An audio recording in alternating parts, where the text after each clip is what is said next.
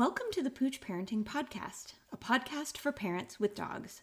I'm Michelle Stern, a certified professional dog trainer, mom, and former teacher.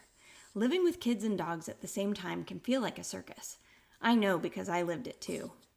Join us as we interview a variety of experts and parents to discuss topics that will make parenting with dogs easier, safer, and less chaotic. Also, you can love living with your dog again. I'll always keep it real, which might even mean that you hear the messiness of life in the background on occasion, but at least you know you're not alone. In this episode of the Pooch Parenting Podcast, I'm going to tackle one of the most difficult and heart-wrenching topics for dog-loving families, which is when to consider behavioral euthanasia for a dog that has a significant bite history. This is an incredibly difficult decision that no parent ever wants to face. And it's one filled with complex emotions, from love and guilt to grief and responsibility. As a dog behavior consultant who specializes in helping parents raising kids and dogs together, I understand how deeply we bond with our dogs and how agonizing it can be to weigh our love for the dog, for the quality of life that they may have, for the well-being of our family and their safety as well. So today I want to explore with you how to assess your situation, when it might be time to say goodbye, and how to support your children through this challenging time. Most importantly, I plan on doing this with empathy and compassion, of course, and I need you to know that I really understand that love is at the heart of every decision you make. Now, I should say, please hear this episode with openness. Don't come after me because I'm talking about euthanizing dogs. What I'm talking about is keeping families safe, preventing dogs from living a horrible existence where they physically and mentally feel horrible. I want to keep your kids safe, and I really want you to thrive as a parent. And so please know that that's where I'm coming from with this episode. I'm not coming from a place of taking life for granted. And anyway, I personally have had to use behavioral euthanasia a very, very long time ago. And so I come at this with hugs to you because it was one of the hardest decisions I had to make. And so I wanted to share what it is like for a lot of my clients, share a couple of examples, and hopefully support you in making a decision like this, one way or the other. I'm not telling you what to do. Please remember that. I just want to have this discussion about when it might be time and to help you evaluate when it might be time to make a hard decision like this. So to begin, I want to start with discussing sort of the gravity of this decision. It's a really heavy, big decision. So in the beginning, one of my mentors, Mike Shikashio, often talks about identifying people's level of their comfort of taking risks. What is your risk tolerance? And I think that's a great place to start because a lot of people are somewhat in denial over the fact that their dog might be unsafe, and they're willing to take a gamble that it might not happen again. I know someone currently who is in this exact situation. I think they're wearing rose-colored glasses. This dog has bitten them probably 8 times. Last one was in the face.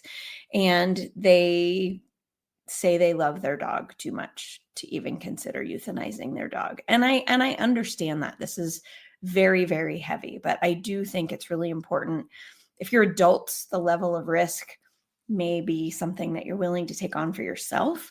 But if you are raising children or you have grandchildren visiting your home, you need to realize that the level of risk that you may be taking on is not just for yourself, but it's for very vulnerable young children as well, which could kill them, maim them, require surgery, require mental health support into the future, right? We don't want children to start fearing dogs or hating dogs because of something that happened on our watch. And I know sometimes things happen by accident. Maybe there's one time something happens, but then we really need to discuss what our responsibility is moving forward.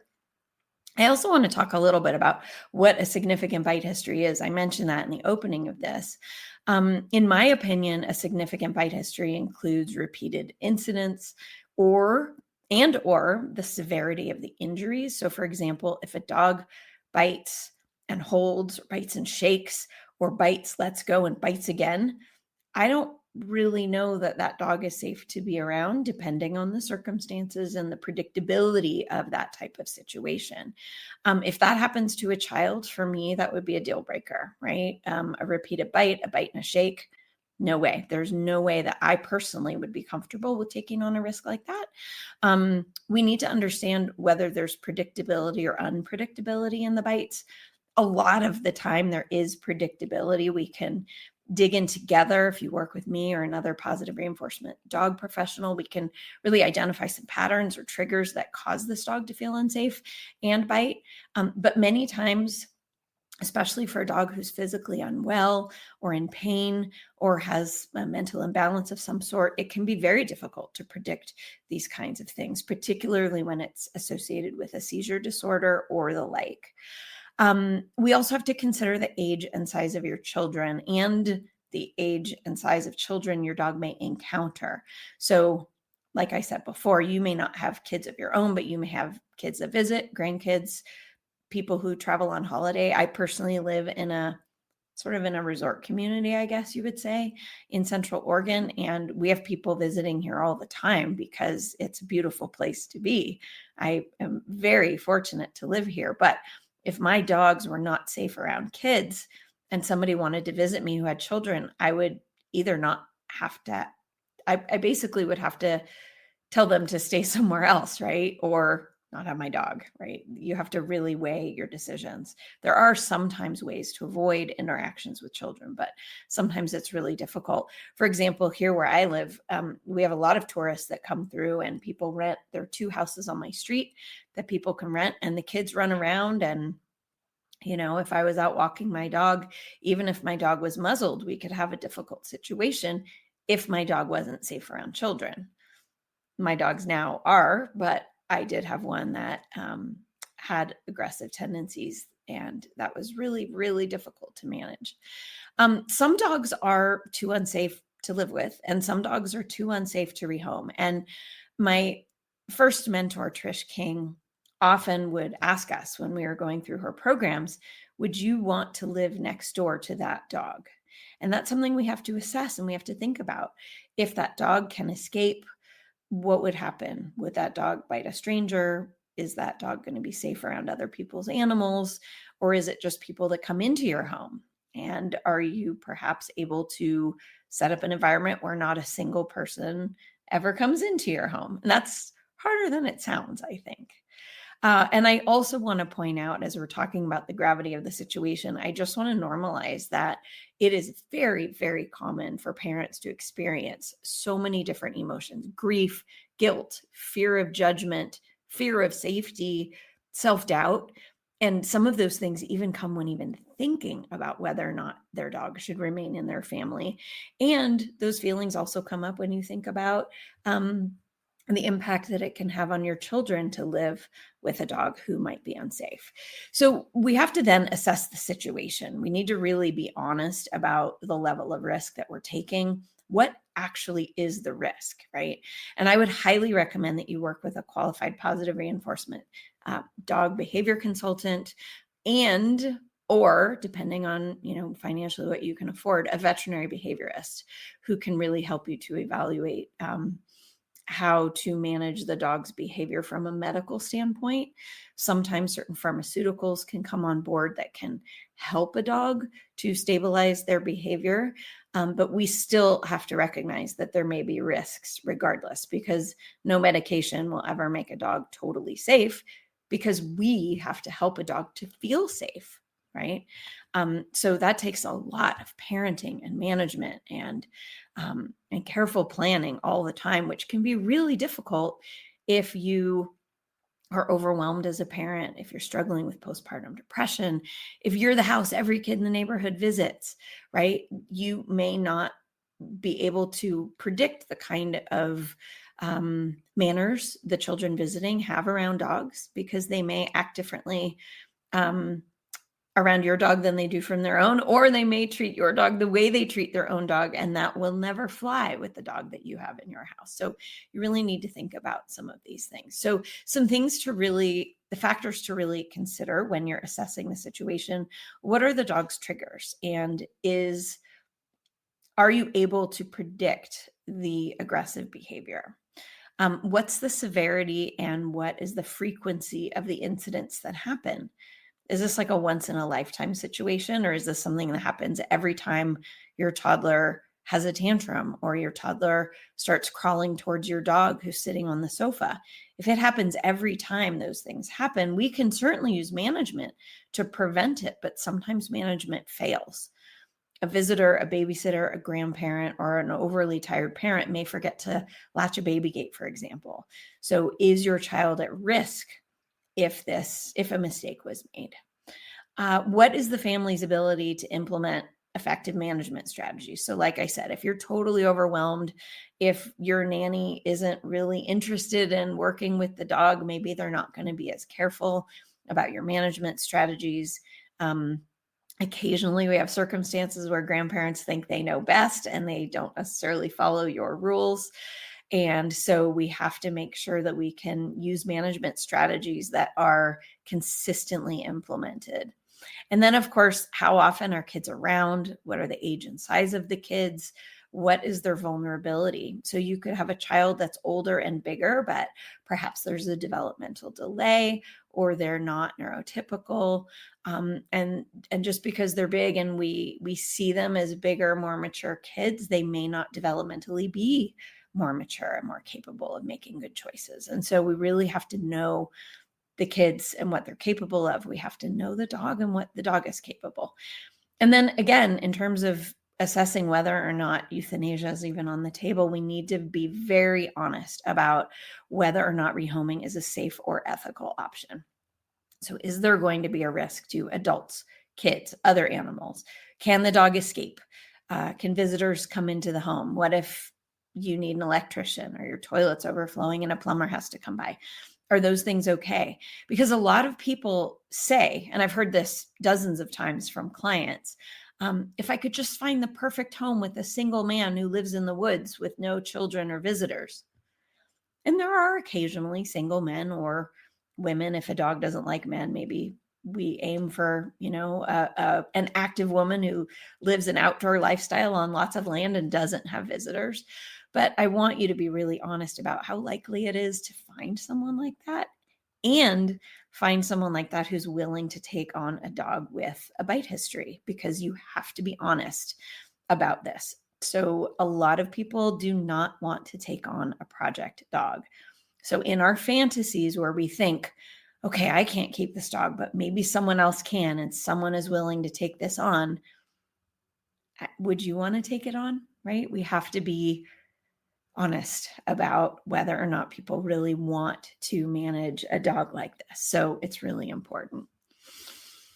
Okay, so let's talk a little bit about behavioral euthanasia. I believe, this is my personal belief, again, please don't come after me for saying this, I believe that it can be the ultimate act of compassion for a dog. If we can't assure safety to family members, other animals, children, etc., this might be the most compassionate way to prevent a problem from happening in the future, right?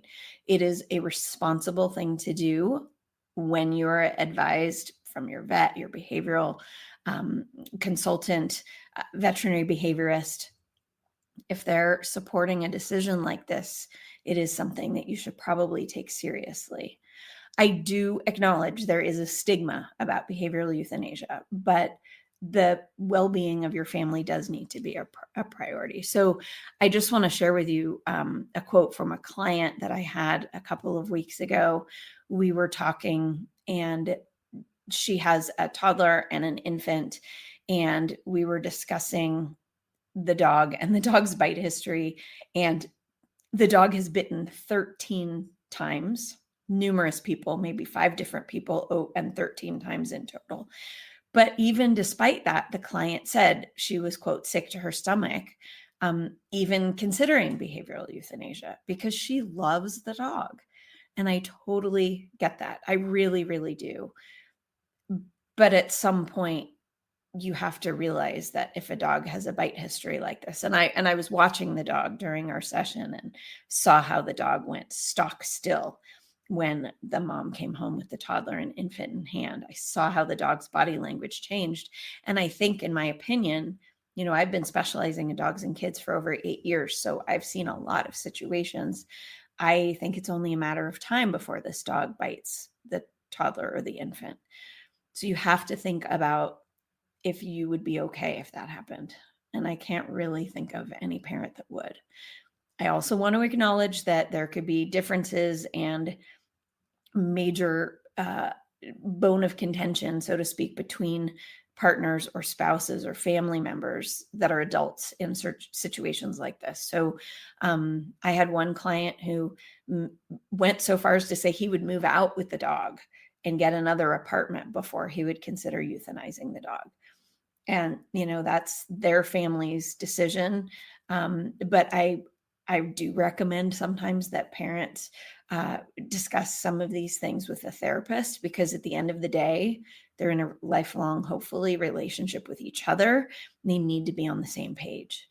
And so that's just another factor that we need to incorporate into a really heavy decision like this. And I tend personally to work with the person with the greatest amount of fear to help them feel comfortable, because it is very difficult to be your best parenting self, and to manage your stress hormones and how you raise a child or children when you're in a constant state of fear. And so it's really important to me to try to help my clients to find a way. Behavioral euthanasia isn't necessarily that way, but in general, how can we manage the household and the situation to help that parent feel better? Okay, so let's say you do decide, okay, I think behavioral euthanasia is the route that I need to take, but I'm really worried about my kids and how my kids are going to handle this. I do want to give you a couple of strategies to support your kids. First of all, I did a podcast episode. It was episode 18 of the Pooch Parenting Podcast. So you can get that on my website, which is poochparenting.net/episode 18, or look up episode 18 on your favorite podcast player, where I do talk with a grief specialist about the loss of beloved family pets. And we talk about a lot of strategies that kids can memorialize their pet with, including memory projects, rituals, drawing pictures, sharing memories, drawing things, making scrapbooks, etc. In terms of language, we need to be really careful with the kinds of words we use with our children if we are euthanizing a dog. A common phrase that is often used when you euthanize a dog is putting the dog to sleep. I caution you against using language like that with your children. If your dog has disappeared from their life forever, you don't want to use the phrase putting your dog to sleep, because your children might then become afraid of sleep. And this has happened before. And so I'm just sharing my experience with you, with stories that I've heard from people. It's really important that you talk about how the dog was possibly sick, wasn't getting any better. Now, again, you need to be careful, right? Kids get sick too. And I don't want them to think that, they're going to die because they're sick necessarily. If you have the flu, you're sick. But we need to talk about safety, how the dog felt, our responsibility to help the dog become more comfortable or to end their pain and things of that nature. So I really do recommend checking out episode 18. I do, though, really encourage you to use age-appropriate, honest language, such as, we loved Fido very much, but he wasn't safe, and we had to make a very hard decision to protect everyone, right? And your kids might be mad at you, and that's okay. But if they got maimed or their friend got hurt or killed on your watch, that's not something that you could emotionally handle, or legally handle. If your dog has a bite history, there is also definitely legal risk that you're assuming by keeping this dog around. So that's something to think about. Finding closure and healing. I want to encourage you, for your kids, you can find a pediatric therapist that can help with grief. You can also do the same thing, talk with a therapist about your grief. There's an amazing Facebook group called Losing Lulu that is devoted to supporting people who have experienced behavioral euthanasia. This is not a group for people who are considering this difficult choice. It is only a group that focuses on people who have already experienced the loss of a pet for behavioral reasons. It is incredibly supportive and wonderful. And I would encourage you to reflect on the positive memories that you have, and recognizing that your choice to euthanize your dog was motivated by love and your protective instinct for your family. I also want to encourage you to be okay feeling relief, right? It is a lot easier and safer to navigate your life as a parent when fear is not an overwhelming presence in your day-to-day experience.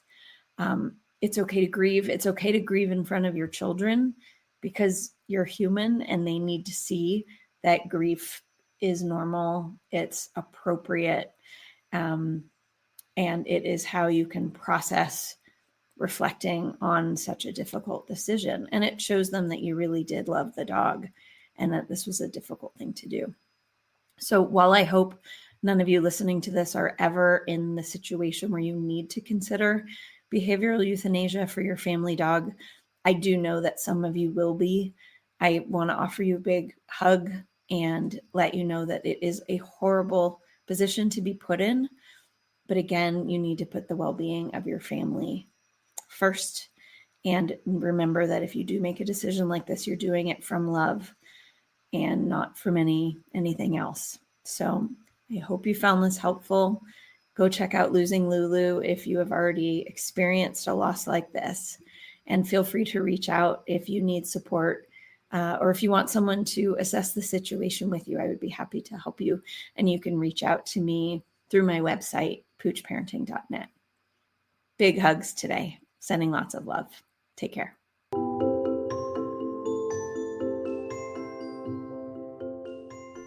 Thank you for listening to the Pooch Parenting Podcast. If you enjoyed today's show, please subscribe on your favorite podcast player and leave a review. But even better yet, tell a friend. Are you in some moms groups, perhaps? Or maybe you're friendly with your pediatrician. Please let them know that resources like this exist, because the information that I share with my people goes beyond what most baby books offer, and a lot of parents need support. You'd be doing them a favor. Thanks again. Have a great day.